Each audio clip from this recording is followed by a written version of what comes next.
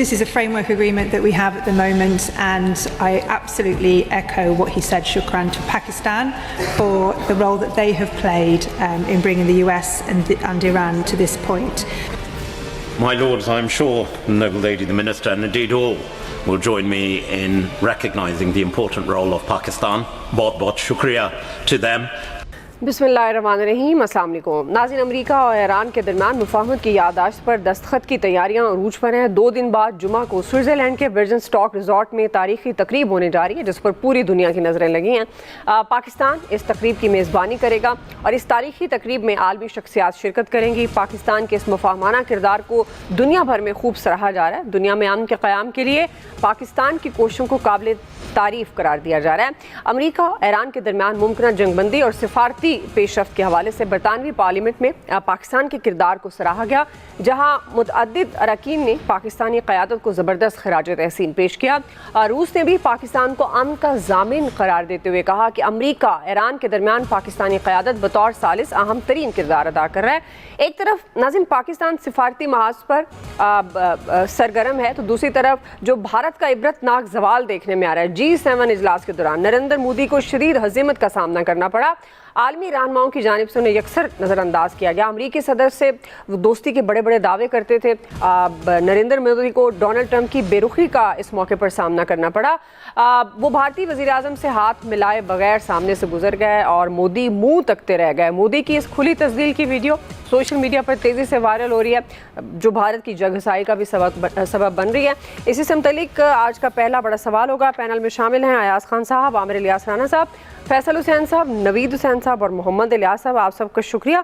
नवीद साहब, आपसे आगाज़ कर रही हूँ, चूँकि अब ये पाकिस्तान का जो सफारती महाज है वो अरूज पर है और जो ख़ास तौर पर भारत की का इबरतनाक जवाल का शिकार है आलमी सतह पर। एक तो कल भी हम बात कर रहे थे कि पाकिस्तान को सिफारती तौर पर क्या फ़ायदा हो सकता है इस वक्त, जबकि हर तरफ से पाकिस्तान की तारीफ़ हो रही है, जिस तरह से उन्होंने अमन का किरदार अदा किया पाकिस्तान ने और आगे मेज़बानी भी करने जा रहा है। आपके ख्याल में अब इस बड़े इशू को देखते हुए जो अमेरिका ईरान के दरमियान था फिर मुफाहमत हुई, क्या समझ सकते हैं कि खित्ते में ताकत का तवाज़ुन बदल रहा है? नवीद साहब।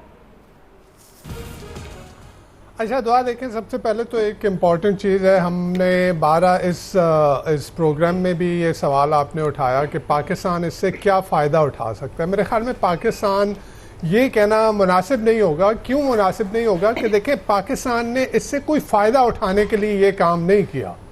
इससे पाकिस्तान की इतनी बड़ी अचीवमेंट जो है ना, उसको हम मेरे ख्याल में उसको बहुत छोटा कर देते हैं कि शायद वो हमारा कोई उसमें इंटरेस्ट था। हमारा कोई इंटरेस्ट नहीं था।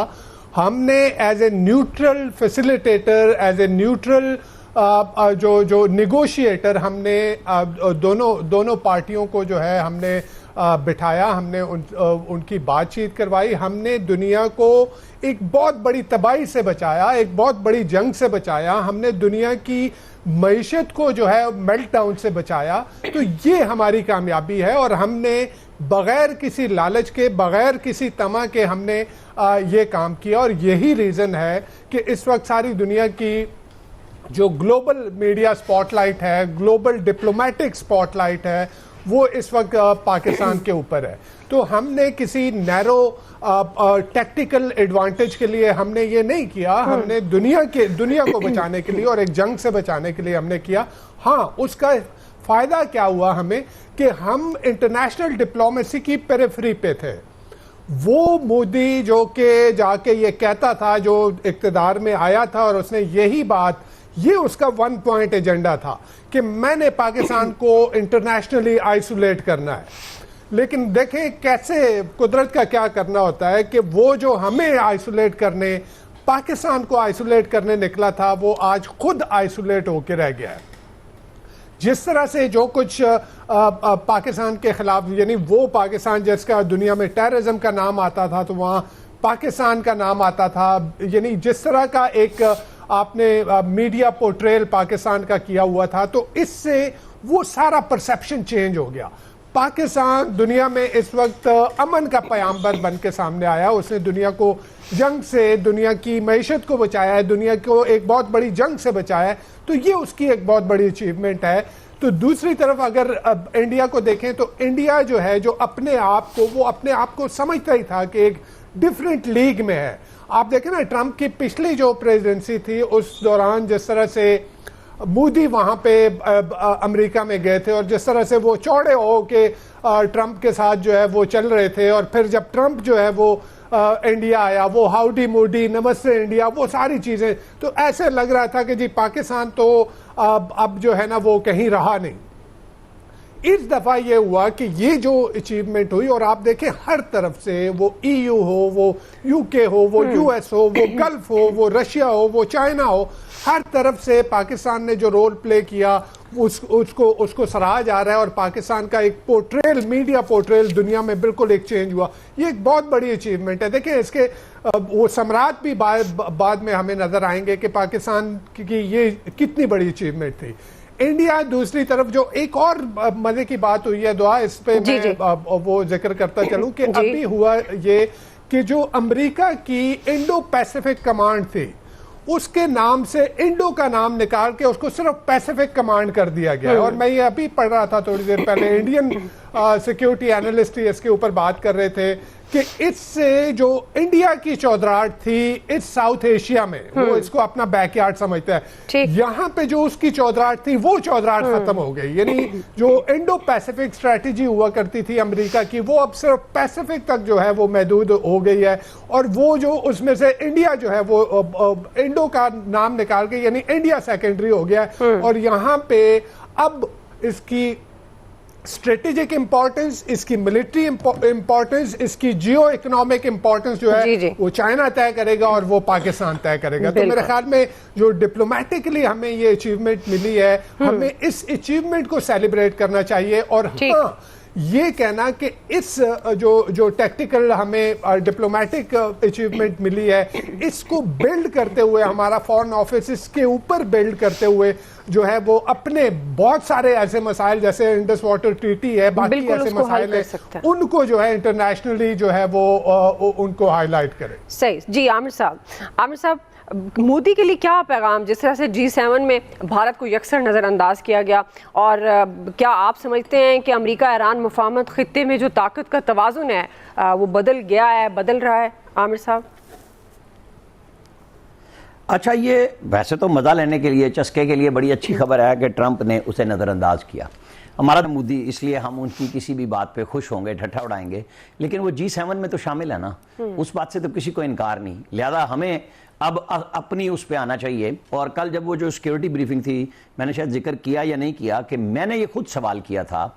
हम अपने प्रोग्राम में चूंकि हर दफ़ा बात करते हैं कि भाई पाकिस्तान को इक़्तिसादी तौर पे पाकिस्तान को ईरान गैस पाइपलाइन और बाकी चीज़ों में हमें क्या होगा, और जिन ममालिक के साथ हम चल रहे हैं, और चूंकि हमारा मोटो ये था कि मुस्लिम उम्मा की आपस में लड़ाई नहीं होने देनी, खित्ते में अमन लाना है, तो उन्होंने जवाब तो नहीं दिया था ना। उन्होंने कहा था कि हम चूंकि सालिस हैं, जिसकी बात हमारे यहाँ अंदर जो दिल जले बैठे हुए ना पाकिस्तान में, जो ढूंढ के अपनी मुश्किल तकलीफ का अजाला कर रहे थे कि कतर कर रहा है। आज कतर ने कहा कि होली सोली पाकिस्तान है, हम सिर्फ मुआवनत कर रहे थे। ये उनकी तरफ से बयान आया, क्योंकि यहां से दिल जले बेचारे ढूंढ रहे थे कि पाकिस्तान को किसी तरह से भी कम कर दिया जाए, और जो पाकिस्तान के बदखां हैं कि भाई नहीं, पाकिस्तान नहीं कर रहा था, ये तो कतर ने किया। तो जवाब तो कतर ने दिया। आप कनाडा से ऑस्ट्रेलिया तक चले जाएं, न्यूजीलैंड से उठाएं, अमेरिका तक आ जाएं, हर जगह पे पाकिस्तान को कॉल क्यों आई? पाकिस्तान का एक नाम बना कि पहलगाम से पहले हमें इंडिया कहता था हम दहशतगर्दी एक्सपोर्ट करते हैं, उनको भी, दुनिया को भी। अब दुनिया ने मान लिया, क्योंकि कनाडा से लेके बरतानिया, ऑस्ट्रेलिया, सब ने कहा कि ये राह है जो दहशतगर्दी एक्सपोर्ट करती है, और कोई सबूत नहीं दे सके, और डिप्लोमेटिकली वो बिल्कुल मार खा रहे हैं, हर तरह से साइड लाइन हुए हैं। और उनकी तरफ से आप किसी भी एडवेंचर की तवक्को करें कि मोदी जिस गुस्से में फिर रहा है, और ट्रंप जो कुछ कर रहे हैं उनके साथ, जाहिर है ट्रंप ने तो देख लिया कि पाकिस्तान जब जंग जीत रहा था उसने रिक्वेस्ट की और हमने मान ली, हमने सीज फायर कर दिया, उसमें तो कोई शक नहीं। उन्होंने देखा है कि हम बहादुरी पे थे, इस्तकामत पे थे, खौफजदा नहीं थे, हमने रोक ली। तो ये वो डिविडेंड एक तो मिल रहा है हमें सिफारती तौर पे। दूसरी बात जो इकोनॉमिकली है, अब जाहिर है अल्लाह खैर करे परसों ये बात बाकायदा MOU हो जाए, इस पे अमल दरामद शुरू हो जाए कि पाकिस्तान किस तरह किरदार अदा करेगा। मैं नहीं समझता कि अब हमारे साथ कोई खड़ा नहीं होगा। जैसे कुलभूषण यादव उसी ईरान से आया था जो दहशतगर्दी कर रहा था, ईरान के अंदर इंडियंस को सहूलतकारी थी, जो अब ईरान को समझ आ गई कि रा और मुसाद मिल के किस तरह उनके फौजी अफसरों को, जर्नैलों को, उनके एटमी साइंसदानों को, उनके प्रेसिडेंट को, आला तरीन रहबर को शहीद करवा रहे थे, मरवा रहे थे, और ये मिल के कर रहे थे। लेकिन इसके बावजूद जब ये सवाल हुआ कि जी चाह बाहर भी दे दिया, तो जवाब ये आया सिक्योरिटी हुकाम से कि कोई इशू नहीं है, हमारे अपने ताल्लुकात हैं, उनके अपने, ये उनका इशू है। यानी हम बिल्कुल क्लियर हैं कि हमें अपने मामलात को ठीक करना है। तो हम पाकिस्तान के मामलात पे ये यकीन रखते हैं कि इस वक्त हमारी जो क़यादत मिल के काम कर रही है और दुनिया उस पर रितबुल लिसान है, बात करती है, तो ये मुमकिन नहीं है कि इसके फ़वाइद इक़्तिसादी तौर पर पाकिस्तान की तरफ ना आए। वो यकीनन ये सारे लोग वेट कर रहे हैं, क्योंकि आपको पता है सऊदी अरब के अंदर खुद अपनी बड़ी बड़ी इन्वेस्टमेंट्स उनकी रुकी हैं, गल्फ पूरे में रुकी हैं, कि इस जंग का आउटकम क्या होता है, तो उनके पास क्या बचेगा। इंशाल्लाह ताला अब जब ये बेहतर हो रहा है, तेल की कीमतों में कमी आ रही है, तो ये जो गल्फ सारा फंसा हुआ था, यूरोप फंसा हुआ था, जो पाकिस्तान की तरफ देख रहे थे कि किसी तरीके से ये मीडिएशन से काम हो जाए, जो कि होने जा रहा है इंशाल्लाह ताला। तो मेरे ख्याल में पाकिस्तान के लिए तो खबरें अच्छी आएंगी। हमें अपनी तैयारी जरूर रखनी चाहिए कि हम MOU की कहानी पे ना रहें, हम एग्जीक्यूशन पे जाएं, जो MOU बहुत अरसे से हो चुके हैं, अमल दरामद कराएं और इन्वेस्टमेंट करवाएं। सही है जी, पाकिस्तान की बिल्कुल आपने दुरुस्त कहा, बड़ी अचीवमेंट है। इक़्तिसादी तौर पर ज़ाहिर है इसके फ़वाइद आएंगे और हमें अपनी तैयारी ज़रूर रखनी चाहिए। क्विकली नाज़रीन एक ब्रेक ले लेते हैं, ब्रेक से वापस आएंगे, यहीं से कंटिन्यू करेंगे। जी वेलकम बैक नाज़रीन। अमेरिका ईरान मुआहदा जिस पर हम बात भी कर रहे हैं कि पाकिस्तान को क्या फ़ायदा हासिल हो सकता है, बिल्कुल जिस तरह नवीद साहब भी बात कर रहे थे कि ज़ाहिर है पाकिस्तान ने किसी भी मफाद के लिए ये की जो एक सिफारतकारी की बेहतरीन जिस पर दुनिया सराह रही है ये नहीं की, लेकिन हम ये बात कर रहे हैं कि इसके बाद क्या इक़्तिसादी तौर पर फ़ायदा हासिल किया जा सकता है। ऐसा आपकी तरफ आऊँगी, चूँकि एक तो जो G7 में हम भारत के साथ जो हुआ, मोदी के साथ, उस पर हम बात करें, उस पर कॉमेंट कर दीजिएगा। दूसरा, अब जो एक तवाज़ुन बनता नज़र आ रहा है ख़ित्ते में ताकत का, आपको लगता है कि ये ऑर्डर अब तब्दील हो सकता है और इक़्तिसादी तौर पर इस मुआहदे के बाद जो कल भी हम बात कर रहे थे, पाकिस्तान क्या बेनिफिट्स हासिल कर सकता है? देखिए, वो जो नवीद साहब बात कर रहे थे उसकी US इंडो पैसिफिक कमांड की, उसमें से इंडो निकालने का मतलब ये है कि अब अमेरिका की प्रायोरिटी में इंडिया से ज़्यादा चाइना अहम है। ये एक तरह से चाइना को भी मैसेज है कि हम आपके साथ आप ताल्लुकात ठीक रखना चाहते हैं। ये एक मुझे एक चेंज नज़र आ रही। उससे पहले अभी 2-3 दिन पहले ये हुआ कि वो मार्को रूबियो ने जो जयशंकर को फ़ोन करके डांटा था, क्योंकि इन्होंने उनके वो कायम काम सफ़ीर को बुलाया था और उससे एहतजाज किया था कि जी हमारे 3 बंदे मार दिए अमेरिका ने, वो जो उस पर वहाँ से उनका बहरी जहाज़ गुजर रहा था तेल वाला, तो उस पर भी खासी इनकी हुई। बाकी ये मतलब ये ना सोचें कि ये को बहुत ज़्यादा दूरियाँ इस तरह से पैदा हो जाएंगी, मुलाकातें भी होंगी, डिस्कशंस भी होंगी। एक उसकी वजह ये है कि दुनिया दुश्मनी और दोस्ती पे कम चलती है। अब मफादात पे मबनी आपके ताल्लुकात होते हैं दो ममालिक के दरमियान, जहाँ जिसका मफाद ज़्यादा होगा वहाँ ज़्यादा अच्छे ताल्लुकात होंगे। इस वक्त अमेरिका को पाकिस्तान की ज़रूरत थी, क्योंकि पाकिस्तान वो रोल प्ले कर रहा था, और ये ट्रंप बार बार कहते भी थे कि पाकिस्तान की लीडरशिप के भी ईरान के साथ भी चूँकि अच्छे ताल्लुकात हैं, और उनको समझ आई कि पाकिस्तान ही इसमें रोल प्ले कर सकता है। और पाकिस्तान ने जिस तरह से रोल प्ले किया वो होल हार्टेडली था, ये नहीं था कि जी ठीक है हो गया तो हो गया वरना नहीं। और एक एक चीज़ पे अब भी आज भी वो एतराफ़ कर रहा है अमेरिका कि वो जो इन्होंने पब्लिक कर रहा था ट्रंप ने मुसवदा, वो पाकिस्तान और कतर की रिक्वेस्ट पे नहीं किया जा रहा, क्योंकि हमने मशवरा दिया कि ये ना करें तो ज़्यादा बेहतर है। ट्रंप की अलबत्ता आज फिर आपने धमकी सुननी होगी कि अगर हतमी मुआहदा मुझे पसंद ना आया तो फिर बम बरसाएंगे। तो ट्रंप से तो कुछ भी आप तवक्को कर सकते हैं, जैसे आज उन्होंने कतर और ईरान की सरहदें भी मिला दी। वो जो खलीज फारस है बीच में इतना बड़ा वो भूल गए, उनको लगा कि शायद दोनों साथ साथ हैं। वो इमरान खान साहब ने भी, आपको याद है ना, किस तरह की वो बात कर दी थी, उस दौर में बड़ी तनकीद हुई थी। ट्रंप पे अलबत्ता जापान और जर्मनी मिला दी थी। वही तो ये इन्होंने उनको मिला दिया है कि वो जो दोनों सरहदें पास पास हैं। तो बड़े लीडर तो ऐसे ही होते हैं, वो इसी तरह से काम किया करते हैं। अब असल बात वही है कि वहाँ तो MOU करा दिया आपने, वो हतमी मुआहदे की तरफ भी चीज़ें अल्लाह करे चली जाएं। वो एक MOU हमारे साथ भी कर लेना, हमारी गवर्नमेंट जी हमारे साथ जो कर रहे हैं आप लोग, हतमी मुआहदा भी रहने दें, वो बाद में कर लेंगे। एक MOU साइन कर लें भाई, वो जो आपने पेट्रोल महंगा किया था सबसे पहले तो वो सस्ता कर देना, वो कम कर दें। वरना तो जो मैं फिगर्स पढ़ रहा हूँ मैं सोशल मीडिया पे, वो तो 100-150 और पता ही नहीं कहाँ तक लोगों ने सस्ता करा दिया पेट्रोल। वो मुझे लग रहा है कि शायद ज़बरदस्ती किसी दिन गवर्नमेंट मुझे कहे कि यार फ्री में टैंकी फुल करनी है आपकी गाड़ी की, आप इस तरह नहीं जा सकते। लेकिन गवर्नमेंट जिस तरह से हमारी वो चलती है कि अभी पेट्रोल कल बड़ा एक दिलचस्प बात हुई, एक PMLN के सपोर्टर मेरे एक दोस्त है, उनसे बात हो रही थी। जी जी। मैंने कहा यार पेट्रोल सस्ता और आप हो क्यों? कहते हैं यार 39 दिन लगते हैं एक जहाज वहां से पहुंचने में। सही से। मैं क्या हुजूर, जंग तो बाद 39 दिन बाद गवर्नमेंट ने पेट्रोल महंगा किया सी, वहां से भी जहाज चला भी नहीं होगा, उन्होंने महंगा कर दिया था। मैंने कहा इस तरह ना करें। अब हमारे अपने अपने चूंकि फेवरेट्स होते हैं ना, अपनी अपनी पसंद होती है, इसलिए हम ज़ाहिर है वो कहते हैं कि इनका हर काम ठीक है। इस तरह नहीं हुजूर, हमें माफ़ कर दें, हमसे कोई गलती हो गई है तो उसकी हम बिल्कुल बाज़ाब्ता माफ़ी मांगने के लिए तैयार हैं बतौर कौम, लेकिन इस तरह ना करें हमारे साथ। हर बजट में मैं सुन रहा हूँ जी हमने कोई नया टैक्स नहीं लगाया। लोग फिर क्यों रो रहे हैं यार, उनका बेड़ा गर्क हुआ हुआ है और आप कहते हैं नया टैक्स नहीं लगाया। टैक्सेस लगते जाते हैं या जो लगे हुए उनमें इजाफा कर देते हैं, और साथ ये दावा होता है कि कोई नया टैक्स नहीं लगाया। बहुत अच्छा काम कर लिया आपने, चलें जुमे को आपको D-Day भी मना लें, बड़ा दिन है आपका, वो भी कर लें, लेकिन उसके बाद खुदा के लिए बैठें और इस कौम के बारे में सोच लें थोड़ा सा कि कुछ तो दे दो यार, ज्यादा ना दो लेकिन स्टार्ट तो करो ना। ये 4-4 रुपए कम करके पेट्रोल फायदा नहीं होना। जरा जिस तरह से बड़ी बेरहमी से आपने बढ़ाया था, अब जरा थोड़ा सिला रहमी का काम लेते हुए उतनी ही तो कम से कम कीमत कम कर देना, बाकी गल्ला बात जो कर लेंगे। जी फैसल साहब, देखिए ये बात तो ठीक है कि पाकिस्तान ने जो एक सालिसी की है वो किसी लालच में नहीं की, उसके बदले पाकिस्तान ने कोई डिमांड नहीं की थी, पाकिस्तान ने सालिसी की थी, पाकिस्तान ने ब्रोकरी नहीं की थी।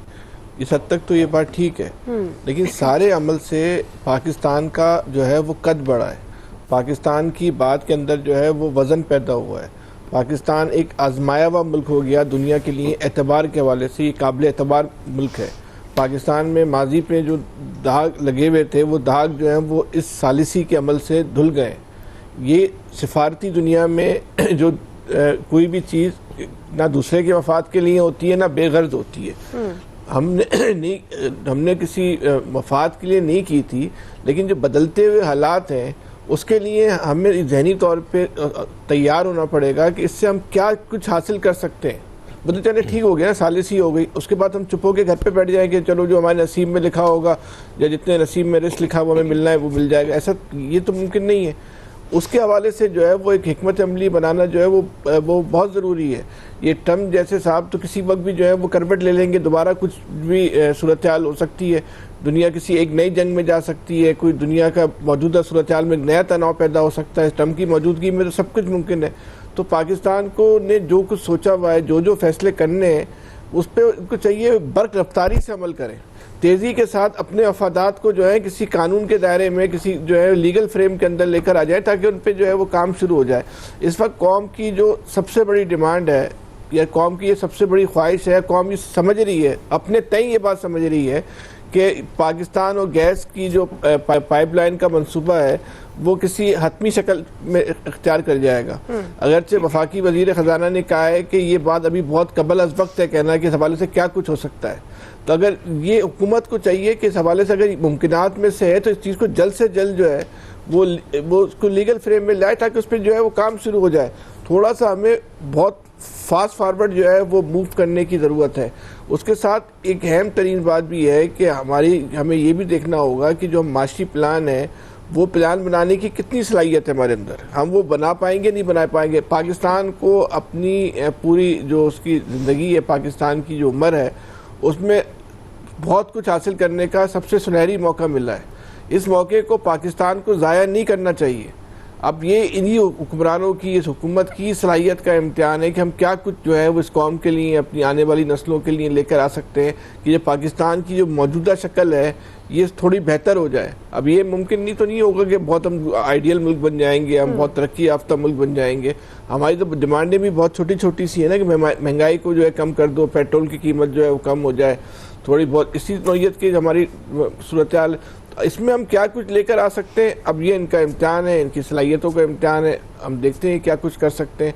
ट्रंप की बुनियाद पे हमें ज़्यादा एतबार नहीं करना चाहिए, किसी वक्त भी जो है वो करवट ले सकता। अभी ये टिकर ही देख रहा था कि ये कह रहे, ट्रंप साहब कह रहे हैं कि मैं रशिया के ऊपर पाबंदी लगाने पे गौर कर रहा हूँ। और 2 दिन पहले का देख ले तो रशिया के हक में इनका बयान चल रहा था। अभी ये टिकर चल रहे हैं कि वो पाबंदी लगाने से, वो याद साहब वाली बात है, कुछ भी तबक्का कर ले, इनको खुद भी नहीं पता होता ये क्या बात करने जा रहे हैं। इनको बात करने के बाद मालूम चलता है इन्होंने क्या कहा है। यानी इनकी बातों को ज़्यादा संजीदा नहीं लेना चाहिए, आप ये कहना चाह रहे हैं।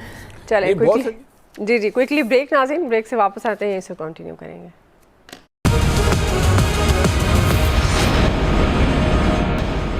जी वेलकम बैक नाज़रीन। इलियास साहब, आलमी सतह पर अब जो मौजूदा सूरत हाल है, ख़ासतौर पर पाकिस्तान जिस तरह से एक बड़ी अचीवमेंट सिफारती महाज पर और भारत को उसी तरह से जवाल का शिकार नज़र आता है, तो क्या फ़ायदा हो सकता है पाकिस्तान को? और जो हमारा बुनियादी सवाल, क्या आप समझते हैं कि अब जो ख़ित्ते में ताकत का तवाज़ुन बदलने जा रहा है? देखिए, खित्ते में ताकत का जो तवाज़ुन है वो तो 9 मई के बाद काफ़ी हद तक बदल गया था।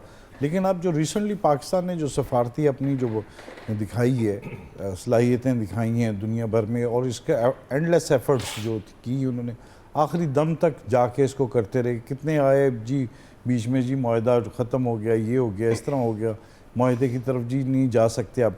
लेकिन पाकिस्तान की जानिब से कोशिश करते रहे, सफारती तौर पर तमाम ममालिक को साथ लेके चलते रहे, और इसकी तमाम जो हैं लोग इतराफ़ कर रहे हैं, तमाम ममालिक। तो इसमें ये देख लें, इसमें जो आइसोलेट हुए, इसमें जो हुआ, इंडिया हुआ, इसराइल हुआ, और देखें ईरान जो है, ईरान की भी देखें इसमें साख बदली। ईरान ने जो 2 सुपर जो न्यूक्लियर पावर थी उनको इसमें जंग में उनको बाकायदा उनके डटा रहा उनके सामने, 46 दिन मुसलसल जंग की और जिस तरह उनके हर हरबे को नाकाम बनाया। उसके बाद ये इन 2 ममालिक के लिए तो देखें, इसराइल एक तरफ साइड लाइन हो गया, और ये भारत भी एक तरफ, जो भारत उसकी भरपूर तरीके से मुखालफत कर रहा था इसके माहदे की, और जो जिस तरह उस तरह काम कर रहे थे इस जंग की, कि पाकिस्तान हमायत कर रहा था कि वो जितने ग्रेटर इंडिया बनाने के ख्वाब सोच रहा था। तो उसके बाद अब दुनिया भर में देख लें उसको आइसोलेट हुआ है, उसके बाद कि उसको कोई इतना नहीं देख रहे उनके ममालिक अपने मुल्क में भी, और देख लें कि हर जगह देख रहे हैं कि ये सिर्फ बातें ही करते हैं। तो इसमें ये ताकत के तवाज़ुन के बाद देखें आइंदा जो सूरत हाल है, इसमें पाकिस्तान ने अगर सऊदीया के साथ दफ़ाई मुआहदा किया, अब दूसरे ममालिक, खलीजी ममालिक के साथ भी दफ़ाई मुआहदे होंगे, क्योंकि उनको पता है कि जंग के वक्त वो सारे अमेरिका वगैरह साइड पर हो गए थे, तो पाकिस्तान ही उस वक्त अहम किरदार अदा करा रहा था। इसके अलावा ईरान के साथ हमारा बायलैटरल जो ट्रेड है वो अगर ज़्यादा होती तो हमारे यहाँ जो है ट्रेड वॉल्यूम बढ़ेगा, हमें बचत होगी इसमें, और हम एनर्जी सेक्टर में जो उनसे अगर लेते हैं, जो मुआहदे होते हैं उसमें, उसके बाद गैस भी लेते हैं, पेट्रोल भी लेते हैं, तो उसमें बड़ा फ़ायदा है पाकिस्तान को। इसके अलावा जो पाकिस्तान में जो असल जो अब मरकज़ होगा वो पाकिस्तान और चाइना इस खित्ते में जो है डोमिनेट करते हैं पावर के लिहाज से, तो वो ज़ाहिर है उनकी हर चीज़ जो है, मामलात वगैरह, पहले लोगों को उनको देखें, खलीज ममालिक के लोगों को देखना पड़ता था, उनको हुकूमतों को देखना चाहता, अमेरिका की तरफ देखना पड़ता था, लेकिन अब उनकी नज़रें बदल जाएंगी, तो इधर आएंगे तो हमारे साथ ट्रेड भी बढ़ सकता है। अब गवर्नमेंट का है कि इसको बेहतर बजाय मुआहदे ना करें, अमली तौर पर इसका इस्तेमाल करें, इस तरह मैन पावर के अलावा बाकी जो चीज़ें भी हम एक्सपोर्ट कर सकते हैं उनको वो करें। इसके लिए जो दफाई शोबे में तो पहले भी कर रहे हैं, अब जाहिर है उन्होंने करनी भी है, इसके कतर वगैरह का मुआहदा करेगा, तो इससे बड़ी एक तब्दीली जो आएगी। और ईरान ने जो साबित किया है कि वो अगर सिर्फ ना सिर्फ उन्होंने जो है कि दुनिया भर की इकॉनमी को हिला के रख दिया बाय हॉर्मस की वजह से, पहले ये टूल नहीं था उनके पास, अब ये उनके पास दूसरा एक आ गया न्यूक्लियर पावर के साथ, ये जो दूसरा है कि वो इकॉनमी भी दुनिया की बंद कर सकते हैं, इस तरह एनर्जी सेक्टर की साइड पर, दूसरी साइड पर फर्टिलाइज़र की। तो ये बड़ी एक चेंज आई है खित्ते में, अब सब ममालिक को पता चल गया कि उनकी अपनी असल पोजीशन क्या है। अब देख लें उनके लोग, उनके ममालिक में, आपको अमेरिका में, इसराइल में देख लें कि उनके अपने जो लीडर्स हैं जो जंग में पेश थे, अब उनकी वो साख नहीं रही उनकी, उनको पता चल गया है। जबकि पाकिस्तान के इस मामले में आ गया, सफारती तौर पर भी, माशी तौर पर भी अब अपना किरदार अदा कर सकता है। दफाई एतबार में तो पहले ही अपनी धाक बिछा चुके हैं, सबके सामने है। लेकिन ये एक मुस्बत पाकिस्तान का एक इमेज जो चेहरा है, आज तक जो पहले जो इंडिया की जानब से हमारे ख़िलाफ़ जो किया जाता था, जो लाहे अमल तय किया गया था इनके लिए, इंडिया की जानब से प्रोपेगेंडा किया जाता था, अब दुनिया के सामने, सबके सामने आ गया कि असल दहशतगर्द जो चेहरा है वो भारत का है, पाकिस्तान का नहीं। पाकिस्तान का एक सॉफ्ट इमेज अब लोगों को आया कि ये दुनिया की जंग रोकी है, लोगों को बचाया है, लोगों की जानें बचाई हैं और दुनिया की इकॉनमी को दोबारा रिवाइव किया है। और इसकी वजह से सब लोग जो हैं, ना सिर्फ उनकी लीडरशिप बल्कि सारी दुनिया के बच्चा जानता है कि पाकिस्तान ने दुनिया को एक दफ़ा फिर सेव किया है और पाकिस्तान की दुनिया की इकॉनमी को दोबारा चलाया है। अब देख लें जिन ममालिक में पेट्रोल जाएगा माहिदे के बाद, तो उस शुक्र का सांस ले रहे हैं कि उनकी जो है महंगाई पर काबू पाया जा सकेगा। सिर्फ पाकिस्तान नहीं बल्कि दुनिया के दीगर ममालिक भी इससे मुतासर हुए थे इस महंगाई की वजह से, तवानाई के शोबे में। और खलीजी ममालिक जिनके साथ बड़ा एक हुआ जंग में, जो सबसे ज़्यादा नुकसान उनको बर्दाश्त करना पड़ा, तो अब जो भी है साथ है वो पाकिस्तान के साथ ही चलेंगे और पाकिस्तान के साथ उनको अपने करने पड़ेंगे जो एग्रीमेंट वगैरह, ताकि वो पाकिस्तान उनके साथ बेहतर अंदाज में काम करे। बिल्कुल, ये आपकी बात दुरुस्त है। यकीनन पाकिस्तान के इस मुफाना किरदार को दुनिया भर में खूब सराहा जा रहा है। दुनिया में अमन के क़याम के लिए पाकिस्तान की कोशिशों को काबिल तारीफ़ भी करार दिया जा रहा है। आप सबका जी बहुत शुक्रिया। आज से एक्सपर्ट से इतना ही, फीडबैक दीजिएगा। ख्याल रखिए, अल्लाह हाफ़िज़।